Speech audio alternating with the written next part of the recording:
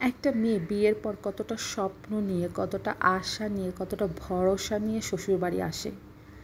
সে ভাবে তার হাজবেন্ড সবসময় তাকে পাশে থাকবে, তাকে সাপোর্ট করবে, তাকে ভালোবাসবে, তাকে বিশ্বাস করবে, তাকে সম্মান দিবে।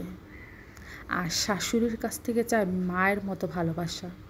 মা যেমন তার মেয়েকে ভালোবাসে, না পারলে যে কাজটা শিখিয়ে দেয়, কাজ করলে যখন প্রশংসা করে, মা যেমন সন্তানকে আগলিয়ে রাখে, একটা মেয়েও চায় তার শাশুড়ি তাকে মায়ের মতো ভালোবাসুক, না পারা কাজগুলো তাকে শিখিয়ে দিক, সে কোনো ভুল করলে সেটাকে ধরিয়ে দিক, আর কাজ করলে যেন একটু প্রশংসা করুক, একটু সম্মান দিক।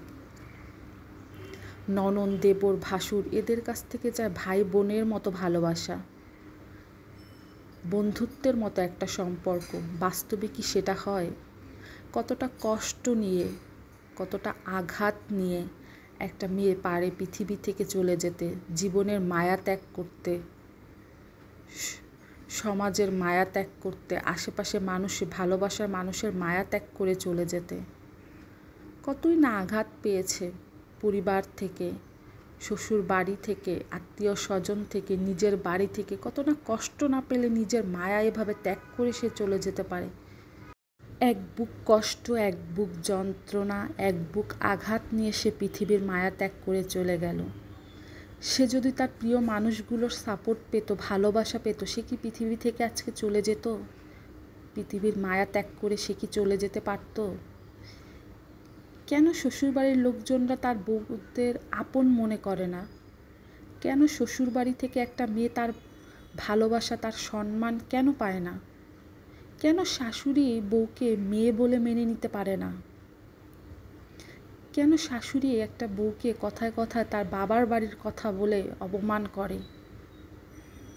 তাকে যদি সম্মানই দিতে না পারে, তাহলে কেন ছেলের বউ করে নিয়ে আসে? একজন স্বামী যদি তার বউকে সম্মান দিতে না পারে, ভালোবাসা না দিতে পারে, তাহলে সে বিয়ে কেন করে? কেন একটা মেয়েকে তার ঘরে নিয়ে আসে?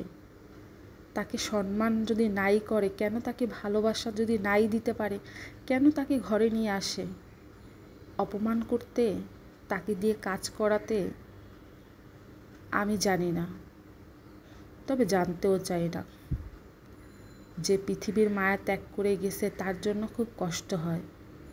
তার কথাগুলো শুনে খুবই কষ্ট লেগেছে।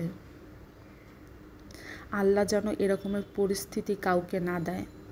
সবাইকে আল্লাহ ধৈর্য দান করুক, আর সবাইকে আল্লাহ ভালো রাখুক।